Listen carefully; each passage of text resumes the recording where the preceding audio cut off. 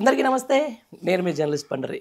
మొత్తానికి తెలంగాణ రాష్ట్రంలో మీడియా వింత పోకడల తీరును గమనిస్తే మాత్రం కత్తి పక్క రాష్ట్ర పొడిచేది మాత్రం మనోడైన చందంగా తయారైంది. దీనికి ఎందుకంటే ఈ విషయం చెప్తున్నా, మొన్న ఏదైతే ఒక సోషల్ మీడియా కంటే దిగజారి ఈరోజు మెయిన్ స్ట్రీమ్ మీడియా విపరీతమైనటువంటి థంబ్నైల్స్‌లో పెడుతున్నమాట వాస్తవం. ఆ థంబ్నైల్స్‌లో కూడా ఒక తెలంగాణ అస్తిత్వానికి సంబంధించి తెలంగాణ నాయకుల మీద, తెలంగాణ ఎవరైతే ఉద్యమం చేసి ఈరోజు అధికారంలోకి వచ్చి తర్వాత ఏదైతే రాష్ట్రాన్ని ముందు తీసుకుపోయిన నాయకులపై ఒక విపరీతార్థాలు తీస్తూ లేకపోతే వేరే వేరే అంశాలను జోడిస్తూ ఈరోజు థంబ్నైల్స్ పెట్టిన సందర్భాన్ని మనం చూస్తా ఉన్నాం. ఇదే నేపథ్యంలో ఏదైతే ప్రతిపక్ష పార్టీ చేసినటువంటి ఈరోజు ఒక మీడియా సంస్థ మీద దాడిని ఏ విధంగా చూస్తుందనేది ఒక జర్నలిస్ట్ సమాజం మనతో మాట్లాడేందుకు తెలంగాణ జర్నలిస్ట్ ఫోరం అధ్యక్షులు, అలాగే తెలంగాణ ఉద్యమకారులు పల్లె రవికుమార్ గౌడ్ మనతో ఉన్నారు. నన్ను అడిగి మరిన్ని విషయాలు తెలుసుకుందాం. అసలు నిజంగా ఈ మహా టీవీ మీద దాడిని జర్నలిస్ట్ సమాజం ఏమనుకుంటుంది అనే అంశాన్ని నన్ను అడిగి తెలుసుకునే ప్రయత్నం చేద్దాం. అడగారు నమస్తే.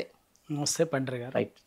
మొత్తానికైతే చూస్తూ ఉన్నామన్నా, ఈరోజు సోషల్ మీడియా కంటే దిగజారిన జర్నలిజం మెయిన్ స్ట్రీమ్ మీడియా చేస్తుంది. అది కాస్త ఒక వ్యక్తిగత ఎజెండా పెట్టుకొని ఈరోజు కొంతమందిని వ్యక్తిత్వ హననానికి గురి చేస్తుంది అనేది బయట వినిపిస్తున్నట్టు మాట. మీరేమంటారు? ఒక సీనియర్ జర్నలిస్ట్ చెప్పాలి. పండరి గారు, ముందుగా భారత రాజ్యాంగం మనకు ఇచ్చినటువంటి హక్కు భావ ప్రకటన స్వేచ్ఛ, yes, freedom of expression, freedom of speech. Article 19(1)A ప్రకారంగా ఫ్రీడమ్ ఆఫ్ స్పీచ్ వచ్చింది. అయితే అదే freedom of speech at the same time ఏమనుకుంటున్నామంటే ఫ్రీడమ్ ఆఫ్ ప్రెస్, అదే ఆర్టికల్ 19 సెక్షన్ 19(2)A కింద ఉంది. ప్రత్యేకంగా ఒక్క ఫోర్త్ ఎస్టేటు మిగతా మీడియాకు అంటూ ఏమీ లేదు. ఇది కూడా ఫ్రీడమ్ ఆఫ్ ప్రెస్ కూడా, freedom of expression, freedom of speech కిందనే ఆర్టికల్ 19లోనే ఉన్నది. ఓకే. అయితే ఆర్టికల్ 19 ఏం చెప్తున్నది? నీ అభిప్రాయాల్ని, నీ ఆలోచనల్ని, నీ అంశాలని సమాజానికి చెప్పుకునే హక్కు కల్పించింది article 19(1)A. At the same time అదే ఆర్టికల్ ఏం చెప్పింది? It is not absolute. అంటే ఇక నీ ఇష్టం వచ్చినట్టుగా భావ ప్రకటన పేరు మీద నీ ఇష్టం వచ్చినట్టుగా లేకపోతే అభిప్రాయాలు ఇంకా చెప్పేసి ఉండకూడదు అని చెప్తూ ఒక చిన్న రెస్ట్రిక్షన్ కూడా పెట్టింది. అది అందరు మర్చిపోతున్నారు. ఏమని చెప్పింది? అది నీ భావ ప్రకటన కానీ, నీ అభిప్రాయాలు వెల్లడించడం కానీ, నువ్వు చెప్పదలుచుకున్నటువంటి విషయాల్ని సమాజానికి చెప్పేటప్పుడు కానీ, మాట్లాడేటప్పుడు కానీ, నీ ఆలోచనల్ని సమాజంతో పంచుకున్నప్పుడు కానీ ఇటువంటి పరిస్థితుల్లో డీసెన్సీ మిస్ కావద్దు. 2, సావరనిటీకి విరుద్ధంగా ఉండకూడదు. అంటే భారత సార్వభౌమాధికారాన్ని దెబ్బతీసే విధంగా ఉండకూడదు. డీసెన్సీ అండ్ సావరనిటీ అని చాలా స్పష్టంగా ఉపయోగించింది. మరి వాళ్ళ మీడియా కూడా ఇవాల్టి ధోరణులు ఎక్కడికి వెళ్ళిపోయినాయి అంటే, ఆ రంగంలో ఉన్నటువంటి వాళ్ళంగా, ఆ రంగం సుదీర్ఘకాలం పనిచేస్తున్నటువంటి వాళ్ళుగా మనం సమాజంలో ఉన్నటువంటి లోపాలను, ప్రభుత్వాల్లో ఉన్నటువంటి పొరపాట్లను ఎత్తి చూపడంతో పాటు, ప్రశ్నించడంతో పాటు ఎట్ ది సేమ్ టైం మన ఆలోచనలు మిగతా వాటిని పంచుకునే హక్కు ఉంది, సమాజం చెప్పే హక్కు ఉంది. ఓకే. ఆ పేరు మీద మిగతా వ్యక్తుల వ్యవస్థల కానీ, వ్యక్తుల కానీ, సమూహాల మనోభావాల్ని కానీ, వాళ్ళని దెబ్బతినేటట్టుగా కానీ, వాళ్ళని అగౌరవపరిచేటట్టుగా కానీ చేయటం అనేది రాజ్యాంగం అనుమతించదు. ఓకే. సభ్య సమాజం కూడా అంగీకరించదు. వాళ్ళు చేస్తున్నది ఏంటి? తెలుగు మీడియాలో మెయిన్ స్ట్రీమ్ మీడియా పేరు మీద కేవలం ఏంటంటే గుత్తాధిపత్యం, ఒక భావజాలంతో ఒక ఆధిపత్య భావజాలాన్ని ఏర్పరచుకొని తెలంగాణ సమాజం పట్ల సాచివేత ధోరణి, అణచివేత ధోరణి, అవమానకరమైన ధోరణి, ఇంకా రకరకాలుగా తెలంగాణ అంటే మనుషులని, సంస్కృతిని అన్నిటినీ కించపరిచేటటువంటి ఒక అవమానకరమైన ధోరణిని బాగా ఇవాళ మెయిన్ స్ట్రీమ్ మీడియా అదొకటి బలంగా ఉన్నది, జనంపై కూడా రుద్దే ప్రయత్నం చేస్తాం. వృద్ధి ప్రయత్నం చేస్తున్నాం. తెలంగాణ ఉద్యమ క్రమంలో కూడా అదే జరిగింది.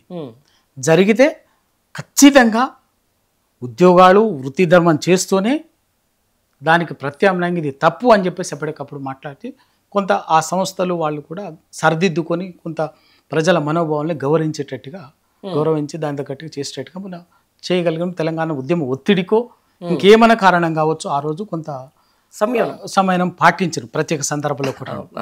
అది దాటినప్పుడు కూడా ప్రజల ఆగ్రహానికి లోనైనప్పుడు కూడా ఆగ్రహాన్ని తప్పలే. మిలియన్ మార్చ్లో అదే జరిగింది. మిలియన్ మార్చ్ సందర్భంలో రకరకాల ఒక్కర భాషలు చెప్పాలని కొందరు ప్రయత్నం చేస్తే ఆగ్రహించినటువంటి వాళ్ళు కొంత నిరసన అనేది అది ఉంది. అందుకే ఆ రోజు ధర్మాగ్రహం ఇప్పుడే కూడా ఎవరైనా కూడా మనిషిని కానీ వ్యక్తిని కానీ సమూహాన్ని కానీ మనం ఒక పేరు మీద పదే పదే ఎక్కువగా బంధించి కొట్టినట్టుగా ఎక్కువ చేస్తే ఎక్కడో దగ్గర తిరుగుబాటు వస్తుంది.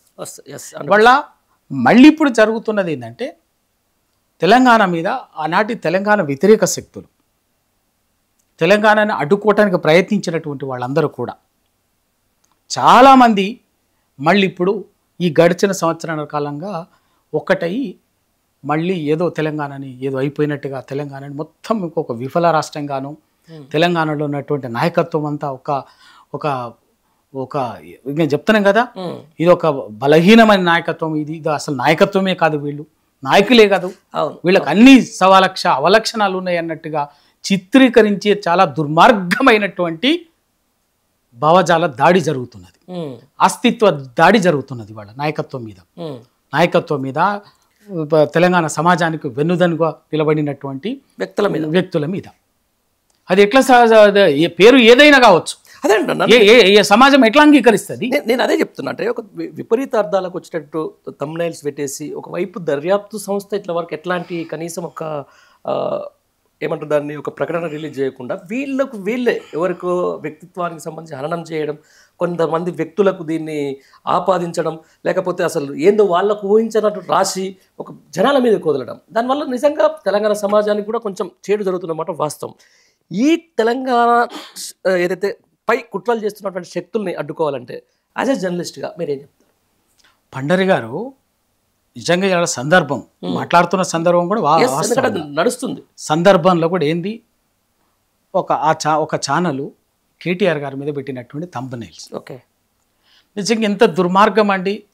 ఇప్పుడు మీడియా పక్క పెట్టండి, ఒక వ్యక్తిగా ఎవరైనా దాన్ని అంగీకరిస్తారా? దేంది ఫోన్ ట్యాపింగ్ సంబంధించి మాట్లాడుతున్నాం.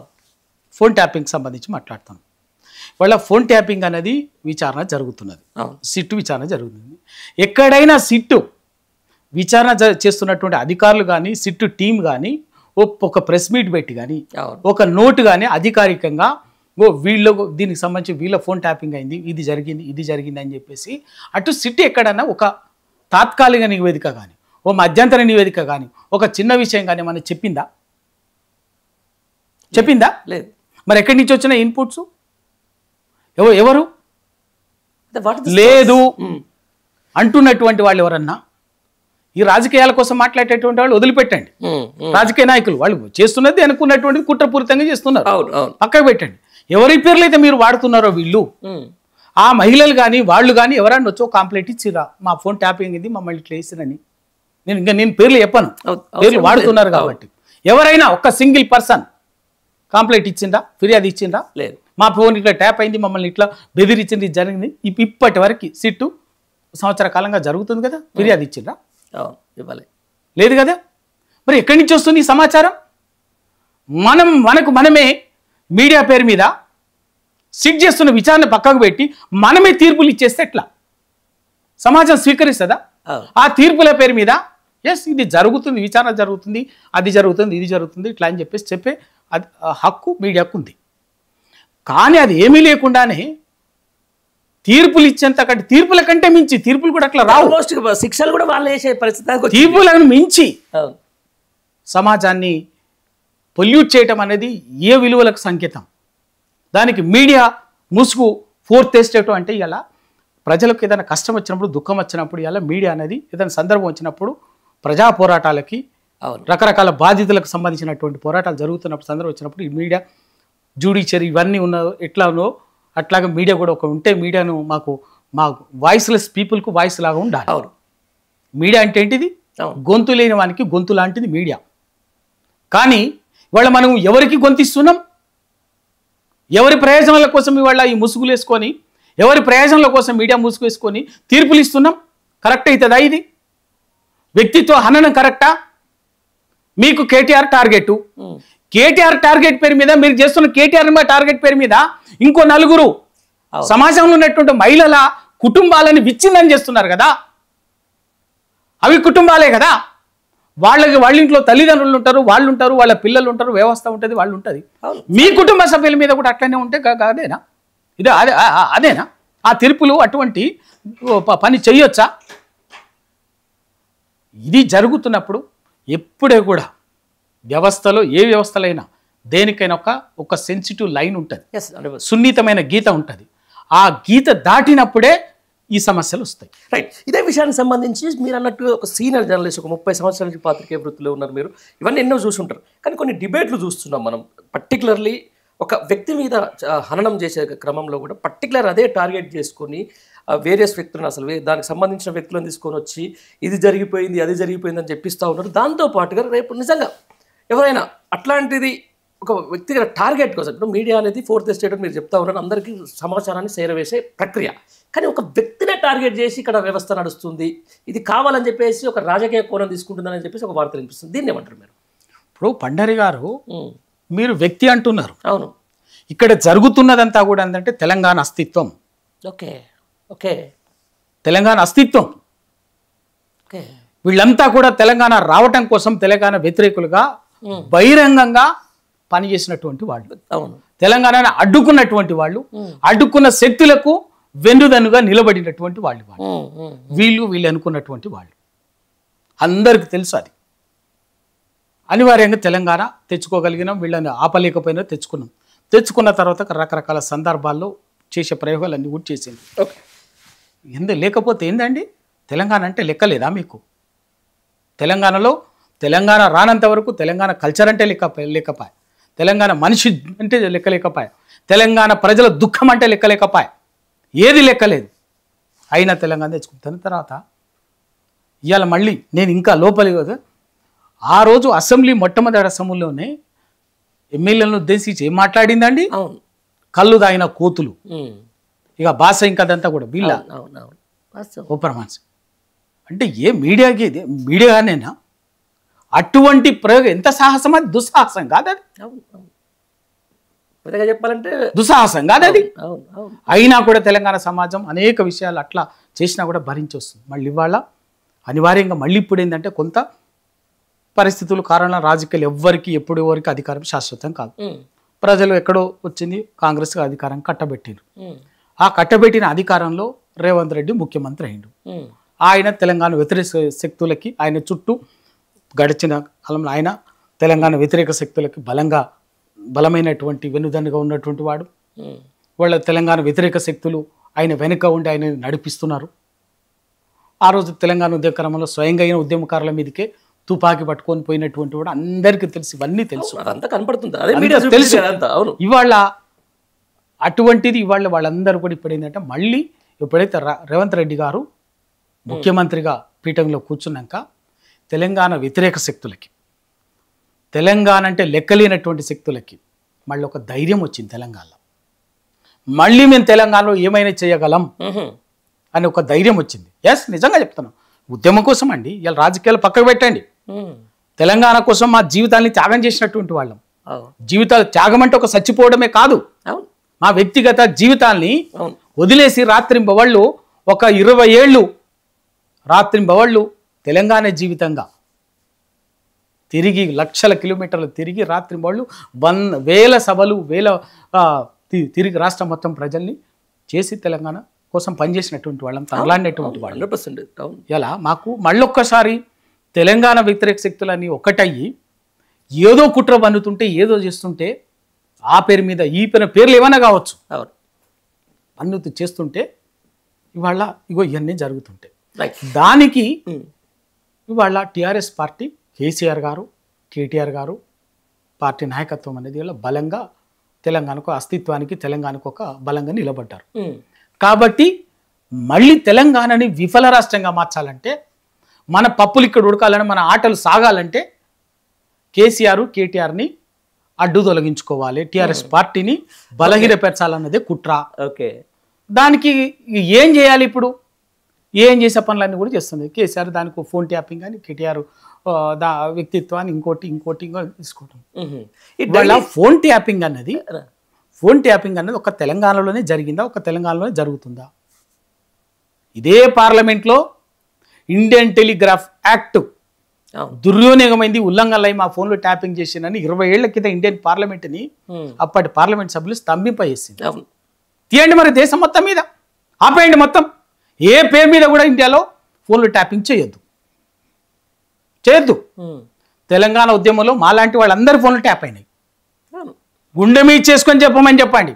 2009 నుంచి 2014 దాకా కోదండరామ్ గారి ఫోన్ ట్యాప్ కాలేదా? ఏ ఉద్యమకారుడి ఫోన్ ట్యాప్ కాలేదు? ఎందుకని? ఏ చట్టం ప్రకారం చేసి మా వీళ్ళందరి ఫోన్లు ట్యాప్ చేయలేదా? వాళ్ళ మనకి ఇష్టం ఉన్నా ఇష్టం లేకపోయినా వాస్తవం ఒకటి నిజం. పోలీసు ఇంటెలిజెన్స్ ఉంటుంది, కౌంటర్ ఇంటెలిజెన్స్ ఉంటుంది, యాంటీ నక్సల్స్ స్క్వాడ్ ఉంటాయి, రకరకాల వింగులు ఉంటాయి, సరిహద్దు భద్రతా విభాగం ఇవన్నీ కూడా ఉంటాయి. ఇవన్నీ ఏం చేస్తాయంటే కొంత క్రిటికల్గా పనిచేసేటటువంటి వాళ్ళు. ప్రభుత్వాలకు ఇప్పుడు రాష్ట్రాలకు వచ్చేసరికి ఏమిటంటే ఆ రాష్ట్ర ప్రభుత్వం మీద ఒక ప్రతిపక్ష పార్టీ మిగతాటటువంటి వాళ్ళు, కొంత నక్సల్స్, కొంచెం సామాజిక కార్యక్రమాలు పాల్గొనేటటువంటి వాళ్ళ పేర్లని ఫోన్లో ట్యాప్ చేస్తారు. అది నిజం. పోలీసులు చేస్తారు. చేసి ఆ సమాచారాన్ని ఎప్పటికప్పుడు ప్రభుత్వానికి ఇస్తుంటారు. ఇది దేశంలో కూడా అట్లాగే జరుగుతుంది. అది జరుగుతుంటుంది. దానికి ముఖ్యమంత్రులకు, ప్రధానమంత్రులు వాళ్ళు చేస్తారు. వ్యవస్థ ఇంటెలిజెన్స్ వ్యవస్థ సమాచారం సేకరించాలి. ప్రభుత్వానికి వ్యతిరేకంగా ఏం జరుగుతుంది అనేది ఇంటెలిజెన్స్ సమాచారం సేకరించాలి. ఆ సమాచారానికి రకరకాల పద్ధతుల్లో వాళ్ళు ఇంటెలిజెన్స్ అఫీషియల్స్ మెకానిజము దాన్ని వాళ్ళు చేసే పని అది జరుగుతుంది. ఇవాళ దాన్ని కేటీఆర్ వ్యక్తిత్వాన్ని హననం చేయడానికి, కేసీఆర్ కుటుంబాన్ని అప్రతిష్ట పాలు చేయడానికి, టీఆర్ఎస్ పార్టీ చేయడానికి ఉపయోగిస్తున్నటువంటి పన్నాగము. దీని వెనుక ప్రయోజనం ఏంటంటే తెలంగాణ అస్తిత్వాన్ని శాశ్వతంగా తెలంగాణ సమాజం మళ్ళీ ఒక విఫల రాష్ట్రంగా, విఫల ప్రయోగంగా మార్చాలన్నటువంటిదే కుట్ర. రైట్. దీనికి సంబంధించిన దాని మీద social media, main stream media అంశానికి సంబంధించి ఇదే ముఖ్యమంత్రి అసెంబ్లీ వేదికగా విపరీతంగా థంబ్నెయిల్స్ పెట్టి సోషల్ మీడియాలో మమ్మల్ని బదనాం చేస్తున్నారు, ప్రభుత్వాన్ని బదనాం చేస్తున్నారు అని చెప్పేసి ఒక అరగంట స్పీచ్ ఇచ్చినటువంటి సందర్భం. కానీ అదే వాళ్ళకు అనుకూలమైనటువంటి మీడియా, అది పక్క రాష్ట్రానికి సంబంధించినటువంటి మీడియాలు నడుపుతున్నటువంటి మీడియా సంస్థ మీద దాడి జరిగితే మాత్రం ఈరోజు ముఖ్యమంత్రి స్థాయి నుంచి మొదలు పెట్టుకుంటే ఈరోజు డిప్యూటీ సీఎం స్థాయి మంత్రులందరూ కూడా ఈరోజు ఆ మీడియా సంస్థని పరామర్శిస్తున్నారు, సందర్శిస్తున్నారు. పక్క రాష్ట్రం నుంచి ఏమంటారు, ఇక్కడ రాయిస్ వేస్తే పక్క రాష్ట్రం నుంచి రక్తం వస్తుందని చెప్పేసి వాళ్ళు కూడా ఒకటే ట్విట్టర్ వేదికగా ఖండిస్తూ ఉన్నారు. బట్ ఇదే అంశానికి సంబంధించిన దాంట్లో సాక్షి మీద కూడా ఒక సీనియర్ జర్నలిస్ట్ మీద వాళ్ళు సరే ఆ డిబేట్ ఏంది ఏం కదా మనం పక్కన పెట్టేసుకున్నా కూడా అంతే ఆయన డైరెక్ట్ తీసుకుపోయి అరెస్ట్ అయినప్పుడు ఎందుకు సపోర్ట్ చేయట్లేదని చెప్పేసి తెలంగాణ సమాజం అడుగుతుంది. మీరు దీన్ని ఒక సీనియర్ జర్నలిస్ట్ ఏమంటారు? భండారి గారు, అవన్నీ కూడా కాదు, నేను అడుగుతున్నా. నిజంగా మీరు చాలా ప్రజాస్వామ్య ప్రియులు, రాజ్యాంగబద్ధంగా అసలు వ్యవస్థ నడకాలి, అసలు ప్రజలు ఏ మాత్రం కూడా ఉండాలని కోరుకునేటటువంటి వాళ్ళే అనుకుందాం. ముఖ్యమంత్రి గారు, మంత్రి గారు అని ఇదే సరిగ్గా సంవత్సరం కూడా కాలేదు, 7-8 నెలల క్రితం ఒక ఇద్దరు మహిళా జర్నలిస్టులు సరితా యాదవ్, విజయారెడ్డి 2 లక్షల రుణమాఫీకి సంబంధించినప్పుడు ఆ రుణమాఫీ ఎట్లా జరుగుతుంది అభిప్రాయం సేకరిద్దామని చెప్పేసి ప్రజల నుంచి స్టోరీ చేయడం కోసం ఎక్కడికి పోయినారు? ముఖ్యమంత్రి గారి సొంత ఊరు కొండారెడ్డిపల్లికి పోయినారు. ప్రజలతో, రైతులతో మాట్లాడుతున్నారు. రైతులు చెప్తున్నారు, వీళ్ళు వినేది వింటున్నారు, షూట్ చేసుకుంటారు, అభిప్రాయాలు చేస్తున్నారు. మరి ఎందుకు దాడి చేసిండ్రు? విచక్షణారహితంగా దాడి చేసి మహిళలు అన్నదాన్ని కూడా మరచిపోయి విచక్షణారహితంగా దాడి చేస్తే బతుకు జీవుడు అంటానికి వాళ్ళు అక్కడి నుంచి వచ్చి పోలీసులను ఆశ్రయించాల్సి వచ్చింది, చూసినాం. మరి అప్పుడు ముఖ్యమంత్రి గారు, ఉప ముఖ్యమంత్రి గారు, మంత్రులు ఎందుకు కనీసం ఉరికెందుకు కనీసం ఖండించలే, ఎందుకు పరామర్శించలే? నేను అడుగుతాను, చెప్పండి. మిగతా అన్ని పక్కకు పెట్టండి. పక్క రాష్ట్రం, ఆ రాష్ట్రం, పై రాష్ట్రం, పక్క రాష్ట్రం అన్ని పక్కకు పెట్టండి. మహిళా జర్నలిస్టులు ఎందుకు పెట్టలేదు? అంటే కేవలం రాజకీయాల కోసం తెలంగాణ వీళ్ళకు తెలంగాణ సోయి లేకుండా, తెలంగాణ అస్తిత్వంతో లెక్క లేకుండా తెలంగాణను దెబ్బతీసి తెలంగాణ వ్యతిరేక శక్తులు ఊతంగా పనిచేస్తున్నారే తప్ప వేరే ఇంకేం లేదు. రైట్. ఇదే చంద్రబాబు నాయుడు ఎవరండి? చంద్రబాబు నాయుడుకు ములుగుచ్చుకుంటే మీకెందుకు బాధ అవుతుంది? పవన్ కళ్యాణ్ ఆయన కూడా ప్రజాస్వామ్యం పెద్ద చెప్పాడు. మరి సార్ పవన్ కళ్యాణ్ గారు ఇదే హైదరాబాద్లో డక్కన్ క్రానికల్ ఉంది, TV5 వాళ్ళ మీద దాడి చేసిండ్రు మీరు. ఇవన్నీ ఉన్నాయి సార్, మర్చిపోలేదు సార్ తెలంగాణ సమాజం. మీరు సందర్భం వచ్చినప్పుడల్లా సినిమా సన్నివేశానికి తగ్గట్టుగా డైలాగులు చెప్పకండి సార్. వాస్తవ ఒక నాయకుడిగా, ఒక ప్రజానాయకుడిగా రాజ్యాంగ బద్ధంగా ఉన్నారు కాబట్టి ఒక ముఖ్యమంత్రిగా, ఒక పార్టీ అధ్యక్షుడిగా ఆ విధంగానే మాట్లాడాలి. కానీ మన పవన్ కళ్యాణ్ గారు కానీ మిగతా వారిని సందర్భోచితంగా అవసరాలకు అనుగుణంగా అభిప్రాయాలు మాట్లాడటం మానే. రైట్. ఇదే విషయానికి సంబంధించి మొన్న ఏదైతే మీడియా సంస్థ మీద దాడి తర్వాత ఎవరైతే అక్కడ ఉన్నటువంటి ఒక CEO మాట్లాడుతూ నేరుగా ఒక నాయకుని పేరు చెప్పేసి ఇది KTR చేస్తున్నటువంటి కుట్ర, ఈ కుట్రలకు మేము భయపడము, అది ఇది 4th ఎస్టేట్ మీద జరుగుతున్నటువంటి కుట్ర అని చెప్పేసి ఓపెన్ స్టేట్మెంట్ ఇస్తున్నారు ఈరోజు జర్నలిస్టులు. దీని ఎట్లా చూడాలి మరి? ఇప్పుడు అక్కడ భారతిగా ఉండాల్సిన ఆ సందర్భంలో కూడా మేము పొరపాటు చేసినాము, మేము ఈ మనోభావాలను దెబ్బతీసి ఉండాల్సింది కాదు అన్న భావన లేకుండా మళ్ళీ ఎదురు దాడి చేసి చూసుకుంటామంటే చూసుకుంటామని చెప్పేసి మాట్లాడటం అనేది ఒక మీడియా ధోరణినా?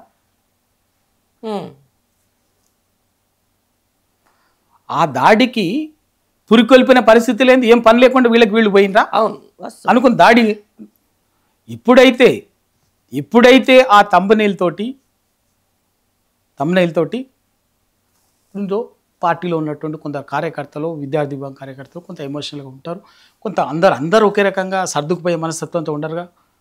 యువకులు తట్టుకోలేకున్నటువంటి వాళ్ళు ఉంటారు, వాళ్ళు పోతారు, పోయి అడగడానికి పోయి తీసింటే అక్కడ చిన్న రప్చర్ జరిగిందని నేను నిజంగా మీ అభిప్రాయమే కరెక్ట్ అయితే, మీరిచ్చిన తీర్పే కరెక్ట్ అయితే ఆ సంఘటన జరిగిన వెంటనే తమ్మునీల్స్ ఎందుకు మార్చిండ్రు?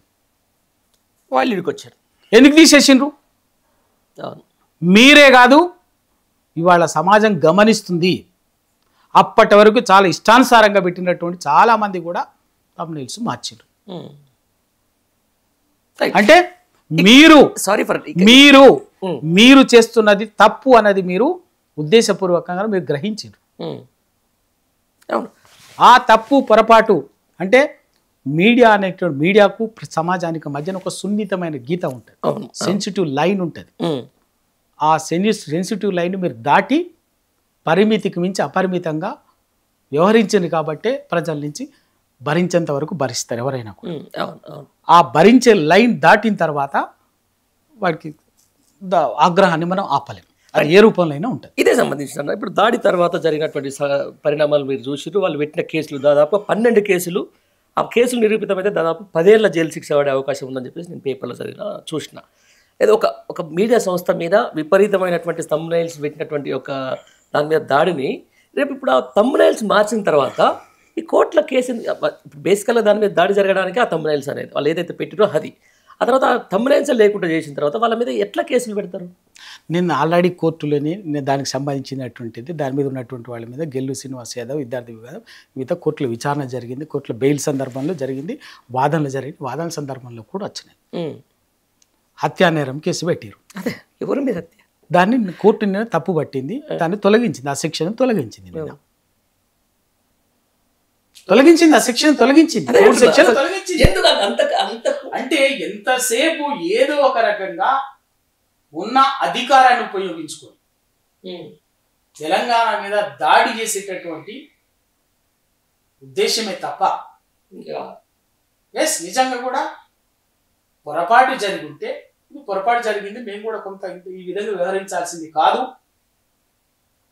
మేము కూడా ఇక్కడి నుంచి అటువంటిది మళ్ళీ పునరావృతం కాకుండా చూసుకుంటామని చెప్పేసి చెప్పుకుంటే నిజంగా హుందాగా ఉంది.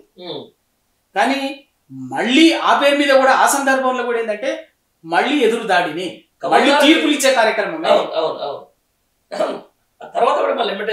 జడ్జిలు ఇచ్చే తీర్పులు మీడియా ప్రతినిధులు మనం కూడా ఇస్తే ఎట్లా చెప్పండి? మనం ఏం జరుగుతుంది, వాస్తవం ఏంది, అవాస్తవం ఏంది అనేది మనం ఇంత నిశిత పరిశీలన చేసి చెప్పేటట్టుగా ఉండాలి తప్ప మనకు మన వెనుకున్నటువంటి వాళ్ళ అవసరాల కోసం వాళ్ళ ప్రయోజనాల కోసం మనం తీర్పులు ఇవ్వద్దు కదా. అట్లయితే కోర్టులు ఎందుకు, మీడియా హౌసెస్ ఇచ్చే తీర్పులు సరిపోతాయి. వాళ్ళ మనము మీడియాకు కూడా జర్నలిస్టు వాళ్ళు ఎందుకు వస్తుంది, సమాజం నుంచి ప్రశ్నలు వస్తున్నాయి, సమాజం నుంచి వేలెత్తి ప్రశ్నిస్తుంది. ఆ ప్రశ్నకి మనం సమాధానం చెప్పాల్సినటువంటి బాధ్యత మనకున్నది. అంటే ఒక్కసారి ఆ ప్రశ్నకు సమాధానం నువ్వు చెప్పాలంటే నీ గుండె మీరు చేసుకుని ఆత్మవిమర్శ చేసుకోవాలి. అంటే ఇదే విషయం చెప్తున్నాను. ఇప్పుడు పార్టీకో ఛానల్, పార్టీకో పేపర్ అయిన తర్వాత ఈ మీడియా స్వీయ నియంత్రణ, జర్నలిస్టు స్వీయ నియంత్రణ సాధ్యమవుతున్నారు. ఇప్పుడు పండరి గారు ఏదైనా పార్టీ ఛానల్ అయినా వ్యక్తుల ఛానల్ అయినా కూడా రాజ్యాంగానికి లోబడి పనిచేయాల్సింది. ఇదైతే రాజ్యాంగానికి లోబడి పనిచేయాల్సిందే. ఇంకా మనం చెప్తున్నటువంటి 4th ఎస్టేట్ 4వ స్తంభం ప్రజాస్వామ్యంలో 4వ స్తంభం 4th ఎస్టేట్ ఏదైతే అంటున్నామో ఆ 4th పిల్లర్ కూడా ఉన్నటువంటి పునాది, 4th పిల్లర్ ఉన్న పునాది ఏంటంటే ఆర్టికల్ 19 రాజ్యాంగంలోనే ఆర్టికల్ 19. ఆ రాజ్యాంగంలో ఆర్టికల్లో ఏం చెప్పిందో దాంతో పాటు ఎట్లుండాలని కూడా చెప్పింది. నీకు ఏ స్వేచ్ఛ ఇచ్చిందో ఆ స్వేచ్ఛతో పాటు నువ్వు ఎట్లా కూడా వ్యవహరించాలన్న నిబంధన కూడా పెట్టింది. నువ్వు స్వేచ్ఛను మాట్లాడుతున్నప్పుడు ఆ నిబంధన గురించి ఎందుకు మాట్లాడు? అప్పుడు ఆ నిబంధనను నువ్వు ఉల్లంఘించినందుకే, దాన్ని లెక్క పెట్టినందుకే, కేవలం నీ స్వేచ్ఛను మాత్రమే ఉపయోగించుకున్నందుకు, నీ బాధ్యతను నిర్వర్తించినందుకే ఈ సమస్య వస్తుంది. ప్రజలు వాళ్ళకు కూడా మనోభావాలు ఉన్నాయి. ఓ పార్టీ నాయకుడికి మనోభావం ఉంది. వాళ్ళ కేటీఆర్ లాంటి నాయకుడు ఊరికి రాత్రి ఏం రాలే. అవును, తన వ్యక్తిగతంగా మంచి ఉన్నత చదువులు చదువుకుని దేశాల్లో ఉన్నటువంటి ఒక మంచి పొజిషన్లో ఉన్నటువంటి వదులుకొని తెలంగాణ ఉద్యమంలో 2006 నుంచి వచ్చి ఇలాంటి వరకు దాదాపు 20 ఏళ్ల జీవితం ఉంది. తెలంగాణ ఉద్యమంలో ఉన్నాడు. మా అందరితో పాటు ధర్నాలు చేసినటువంటి వాడు, రాస్తారోకల్లో కూర్చున్నటువంటి వాడు, జైలు కేసులు ఇవన్నీ 100 కేసులు ఎదుర్కొన్నటువంటి వాడు. వాళ్ళు వచ్చిన రాష్ట్రంలో 9.5 ఏళ్ళు మంత్రిగా ఉండి హైదరాబాద్ తెలంగాణకు తన వంతుగా ఏం చేయాలో ఒక అద్భుతంగా ఇవాళ చేసిండు. ఒక సోషల్ పర్సనాలిటీగా, ఒక సమాజానికి ఒక బలమైన నాయకుడిగా ఎదిగినటువంటి వ్యక్తిని పట్టుకొని మీరు ఇష్టానుసారంగా మాట్లాడతామంటే ఎట్లా ఊరుకుంటారు? ఆ వ్యక్తికి మనోభావాలు ఉంటాయి, ఆ వ్యక్తికి ఒక కుటుంబం ఉంటుంది, దాని చుట్టూ ఉండేటువంటి ఒక వ్యవస్థలు ఉంటాయి. ఇవన్నీ విస్మరించి మేము తీర్పులు ఇచ్చేస్తామని చెప్పేసి ఏది పడితే అది మాట్లాడితే వ్యక్తిత్వాన్ని హననం చేస్తారా? రాజ్యాంగం నీ అభిప్రాయాన్ని చెప్పే హక్కు ఇచ్చింది. రాజ్యాంగం నీ అభిప్రాయాన్ని సమాజంతో పంచుకునే హక్కు ఇచ్చింది. రాజ్యాంగం నీ ఆలోచనల్ని పంచుకునే హక్కు ఇచ్చిందే తప్ప ఒక నాయకుడి, ఒక వ్యక్తి, వాళ్ళ వ్యక్తిత్వాన్ని హననం చేసే హక్కు ఇవ్వలేదు. అది గమనించాలి, అది విస్మరించొద్దు.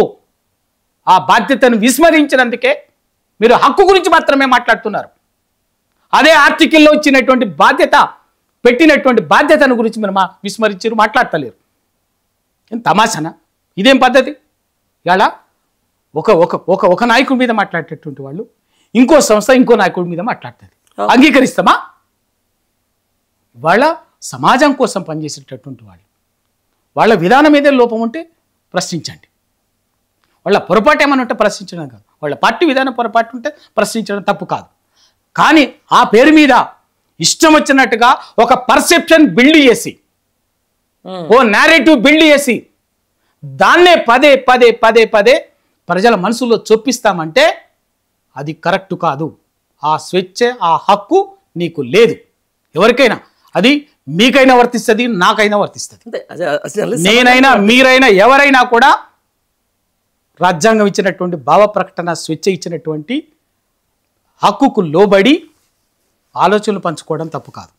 కానీ ఏదో ఒక వ్యక్తి కానీ, సమూహం కానీ, వ్యవస్థ కానీ వాళ్ళని కించపరిచేటట్టు కానీ, వాళ్ళ డీసెన్సీని అగౌరవపరిచేటట్టు కానీ మనం వ్యవహరించినట్లయితే, మన ఆలోచనలు ఉన్నట్లయితే ఖచ్చితంగా సమాజం అంగీకరించదు. ఫైనల్గా ఈరోజు పోస్టులు రీట్వీట్ చేస్తేనే కేసులు, పెద్ద పెద్ద కేసులు వేసి ఈరోజు జైలు వేస్తున్నటువంటి సందర్భం ఈ ప్రభుత్వం. ఒక తమ్ముడేలు ఏదో చిన్నగా తేడా వచ్చిందని చెప్పేస్తేనే దాని మీద కేసులు వేస్తున్నటువంటి ఈ సమాజం.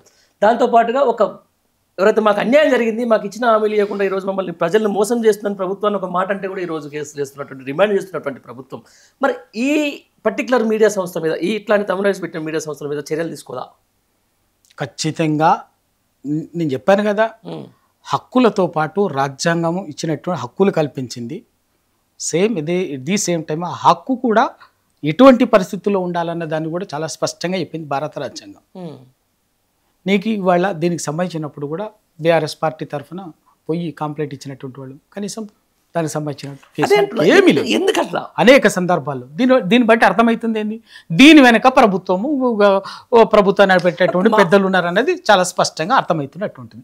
వాళ్ళ ప్రయోజనాలు ఏంది, వాళ్ళ ప్రయోజనాలు ఏంది? ఇక్కడ ఇప్పుడు ప్రభుత్వాలు మారుతూ ఉంటాయి, బట్ మీడియా ఉంటుంది కదా, అది లైఫ్ లాంగ్.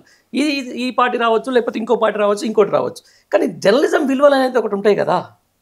ఖచ్చితంగా నేను చెప్తున్నాను కదా, ఇవాళ ఎప్పుడే కూడా జర్నలిస్టు కానీ ఏ వ్యవస్థకైనా తన పరిధిలో పనిచేసినప్పుడే గౌరవం ఉంటుంది. పరిధికి మించి ఏ పేరు ఏది కావచ్చు, జర్నలిస్టు కావచ్చు, ఒక నాయకుడు కావచ్చు, ఇంకో అధికారి కావచ్చు, ఇంకోటి ఏదైనా కూడా పరిధికి మించి వ్యక్తిగత జీవితాలకు తొంగి చూస్తామంటే సమాజం అంగీకరించదు. అది మీడియా కావచ్చు, ఇంకేదైనా కావచ్చు. ప్రజలు ఎందుకు తిరుగుబాట్లు వస్తున్నాయండి? ఎందుకు తిరుగుబాట్లు వస్తున్నాయి? మీడియా అనేది కూడా వ్యవస్థలో భాగం కదా. ఇదే మీడియాని చాలా సందర్భాల్లో ప్రజలు నెత్తికెత్తుకున్నారు, గొప్పగా వాళ్ళ కోసం వాళ్ళ పక్షాన ప్రజల పక్షాన నిలబడినప్పుడు ఎత్తుకున్నారు. కానీ మీడియా పేరు మీద ఒక తెలంగాణ అస్తిత్వం మీద, తెలంగాణ సంస్కృతి మీద, తెలంగాణ నాయకత్వం మీద, తెలంగాణ వ్యవహారాల మీద చిన్న చూపుతోటి ఆధిపత్య భావజాలాన్ని రుద్దుతామంటే, అహంకారంతో ఇక్కడ ఏదో చేస్తామంటే తెలంగాణ సమాజం అంగీకరించదు. వాళ్ళ తెలంగాణ మాకు అర్థమవుతున్నది ఏంటంటే, తెలంగాణ వ్యతిరేక శక్తులన్నీ అవకాశం ఉన్న చోటల్లో ఏదో ఒక రూపంలో ఒకటయ్యి తెలంగాణని విచ్ఛిన్నం చేసేటటువంటి కుట్ర చేస్తున్నదే మాకు బలంగా ఏర్పడినటువంటి అంతే బరాబర్. దాంట్లో ఎలా ఇది నేను చెప్పాను కదండి, ఎందుకు అంటే ఈ ముందు చూపుతోటే ఇలా వాస్తవంగా నిన్న మొన్నటి దాకా కూడా చాలా మంది మాట్లాడారు. కేసీఆర్ గారు కూడా వాస్తవంగా రాష్ట్ర పునర్విభజన చట్టం ఆర్టికల్లో సెక్షన్ 8 అనేది ఒకటి ఉంది. వీళ్ళంతా కూడా తెలంగాణ వ్యతిరేక శక్తులన్నీ కూడా ఏంటంటే, సెక్షన్ 8 ఏంది, హైదరాబాదు ఉమ్మడి రాజధాని 10 సంవత్సరాల పాటు ఉమ్మడి రాజధాని. జూన్ 2, 2014 నుంచి జూన్ 2, 2024 వరకు, మొన్నటి వరకు, గత సంవత్సరం వరకు ఈ 10 ఏళ్లలో ఇది ఉమ్మడి రాజధానికి ఉంది కాబట్టి శాంతి భద్రతలు తెలంగాణ ప్రభుత్వం ఆధీనంలో ఉన్నప్పటికీ ఏదైనా శాంతి భద్రతల సమస్య ఉత్పన్నమైతే గవర్నర్ చేతుల్లోకి పోతాయి శాంతి భద్రతల అంశము. అదే సెక్షన్ 8 చెప్పింది. ఈ గడచిన 9.5 ఏళ్లుగా చాలామంది చేసిన ప్రయత్నం మళ్ళీ ఏంటంటే, ఏదో ఒక రకంగా హైదరాబాద్లో చిన్న సందర్భం దొరికితే, చిన్న అవకాశం దొరికితే అదే శాంతి భద్రతల సమస్యలు సృష్టించి దాన్ని అడ్డం పెట్టుకొని కేంద్ర ప్రభుత్వం మీద ఒత్తిడి చేసి హైదరాబాద్లో శాంతి భద్రతలను తెలంగాణ ప్రభుత్వం చేతుల్లో కాకుండా గవర్నర్ చేతుల్లో తీసుకున్నట్టయితే గవర్నర్ చేతుల్లో పేరు మీద తెలంగాణ మీద పెత్తనం చేయొచ్చు అనేటువంటి కుట్ర అనేక సందర్భాలు జరిగింది. మేము 9.5 ఏళ్ళు తెలంగాణ ఉద్యమకారులుగా, తెలంగాణ మంచి కోరేటటువంటి వాళ్ళుగా, తెలంగాణ కోసం తనలాడినటువంటి వాళ్ళుగా 10 సంవత్సరాలు ఆ అంశం కోసం చాలా జాగ్రత్తగా వ్యవహరించి ఎన్నడూ కూడా చాలా సామరస్యంగా ఉండేటట్టుగానే శాంతి భద్రతలు దెబ్బతినకుండా వ్యవహరించినాం. ఇవాళ అది అయిపోయిన తర్వాత ఇదే నిజంగా ఇప్పుడు జరుగుతున్నటువంటి పరిస్థితులే గడిచిన 9.5 ఏళ్ల కాలంలో కేసీఆర్ గారి కాలంలో జరిగి ఉంటే హైదరాబాద్లో గవర్నర్ పరిపాలన ఉండేది. దాన్ని కేసీఆర్ గారు చాలా చాకచక్యంగా దాన్ని లేకుండా వ్యవహరించిండు. ఆ పేరు మీద వాళ్ళు మళ్ళీ చేతుల్లోకి తీసుకున్న అట్లా కూడా చేయలేకపోయినాం. సెక్షన్ 8ను కూడా ప్రయోగించలేకపోయినాం. హైదరాబాద్లో వీళ్ళని ఏం చేయలేకపోయినాం, తెలంగాణ వాళ్ళని దెబ్బతీయలేకపోయినాం. ఇప్పుడు మేము అనుకున్నటువంటిది ప్రభుత్వం వచ్చింది, మేము అనుకున్న ముఖ్యమంత్రి ఉన్నాడు. ఇప్పుడు వీళ్ళ సంగతి ఏందో చూడాలి. తెలంగాణ ఉద్యమకారులు, తెలంగాణ ఆకాంక్షపరులు, తెలంగాణ రాష్ట్రం వీళ్ళ దీని సంగతి ఏందో చూడాలి అనేది ఒక కుట్రతోటి పన్నాగంతో జరుగుతున్నటువంటిది. ఖచ్చితంగా ఖచ్చితంగా ఇవాళ తెలంగాణ వ్యతిరేక శక్తులని కుట్రలను తెలుసుకోలేనంత వాళ్ళం కాదు. తెలంగాణ వ్యతిరేక శక్తుల కుట్రల కుతంత్రాలను ఎదిరించలేనంత వాళ్ళం కాదు.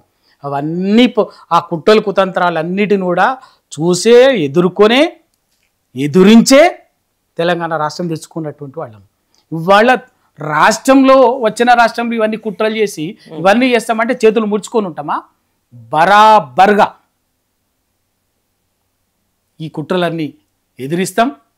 ఇటువంటి వాళ్ళకి ఎవరు ఏ ముసుగులో ఏ రూపంలో ఏ వేషం వేసుకొని వచ్చినా బరాబర్గా బుద్ధి చెప్తాం, వదిలిపెట్టేది లేదు. మా తెలంగాణను కాపాడుకుంటాం. తెలంగాణ రాష్ట్రం ఫర్ ఎవర్ అంతే సక్సెస్ఫుల్ స్టేట్, అది మేము చేసుకుంటాం. కానీ వాళ్ళకు ఫెయిల్యూర్ స్టేట్గా మారాలి, విఫల రాష్ట్రంగా మార్చాలి అన్నదే వాళ్ళ కుట్ర. దాన్ని బరాబర్ ఎదుర్కొనుడే. ఏ రూపంలో వచ్చినా కూడా దాన్ని తొక్కుడే. Telangana will be forever successful state, ఒక గొప్ప ప్రాంతం. మేము ఎవరికి వ్యతిరేకం కాదు, మీరు ఎవరు ప్రాంతంలోకి పోయి ఎవరికి వాళ్ళ మనస్తత్వాలను వాళ్ళను అగౌరవపరచడమో, వాళ్ళ వనరులు దోచుకోవటమో, లేకపోతే ఇంకేటో చొచ్చుకుపోయి చొరబడేటటువంటి వాళ్ళు, మెదళ్లకు చొరబెట్టేవాళ్ళం కాదు, భూభాగాలకు చొరబెట్టేవాళ్ళం కాదు, వాళ్ళ వనరులకు చొరబెట్టేవాళ్ళం కాదు. కానీ ఇవాళ ఇంకా కూడా మా దగ్గర ఆలోచనల రూపంలోనూ వనరుల రూపంలోనూ ఏ రూపంలో కూడా మా తెలంగాణలో చొరబడి ఇంకా దీన్ని తెలంగాణని విఫల రాష్ట్రంగానో విఫల ప్రాంతంగా మారుస్తామంటే మాత్రం ఊరుకునేది లేదు.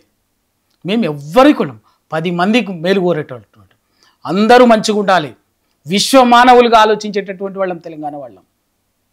మా అస్తిత్వంతో స్వీయ అస్తిత్వంతో జీవిస్తూనే మా స్వీయ అస్తిత్వం పునాదిగా ఆలంబనగా ఈ సమాజ నిర్మాణం చేస్తూనే విశ్వ మానవులుగా బతికేటటువంటి వాళ్ళం తెలంగాణ వాళ్ళం.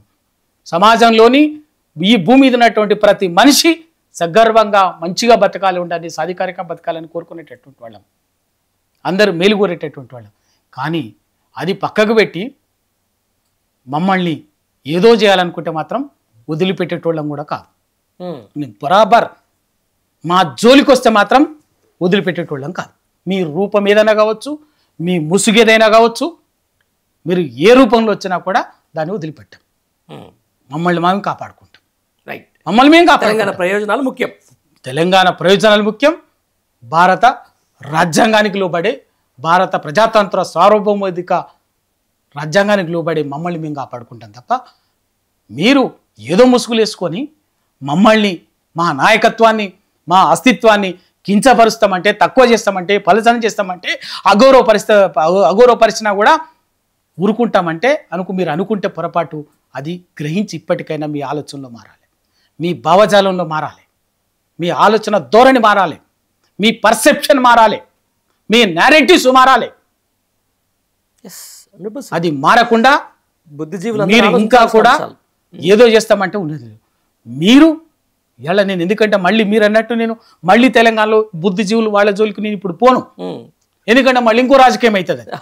వాళ్ళు ఆలోచించుకోవాలి, అంతే, వాళ్ళు ఆలోచించుకోవాలి. ఎవరైతే తెలంగాణ ఏం జరుగుతుంది, తెలంగాణలో ఎందుకు ఈ కుట్రలు కొత్తయా, ఇవాళ మీరు వాళ్ళకి ఎందుకు ఆయుధంగా మారుతున్నారో వాళ్ళతో అక్కడక్కడ కనిపించేటటువంటి బుద్ధిజీవులు కూడా ఆత్మపరిశీలన చేసుకోవాలి. రైట్, ఉంటాయి. నేను చెప్తున్నా 9.5 ఏళ్లలో పరిపాలనలో పొరపాట్లు ఉండొచ్చు, లోపాలు ఉండొచ్చు. కేసీఆర్లో లోపాలు ఉండొచ్చు, పొరపాట్లు ఉండొచ్చు. కేటీఆర్లో లోపాలు ఉండొచ్చు, పొరపాట్లు ఉండొచ్చు. నాలో కూడా లోపాలు ఉండొచ్చు, పొరపాట్లు ఉండొచ్చు, మీలో కూడా ఉంటాయి. ప్రతి హ్యూమన్ బీయింగ్లో, ప్రతి సిస్టంలో ఇది లోపభూయిష్టమైనటువంటి వ్యవస్థ, లోపభూయిష్టమైనటువంటి సమాజం. కాబట్టి తప్పనిసరిగా కొన్ని పొరపాట్లు, లోపాలు ఆయా ప్రత్యేక పరిస్థితుల్లో జరుగుతుంటాయి. కానీ అంతిమంగా మాత్రం మనం ఎవరి కోసం నిలబడుతున్నాం, ఏ ప్రయోజనాల కోసం నిలబడుతున్నాం, ఎవరి కోసం మాట్లాడుతున్నాం అనేది మాత్రం చాలా ముఖ్యం. మీరు మాట్లాడే మాటలు, మీరు చేస్తున్నటువంటి పనులు దానివల్ల ఏ ప్రయోజనం నెరవేరుతున్నాయో మనం గమనించకపోతే మనం బుద్ధిజీవులమైన మాటకు అర్థమేమున్నది? ఏముంటుందండి, వాస్తవం. 110% మీ వాక్యాలు కరెక్ట్.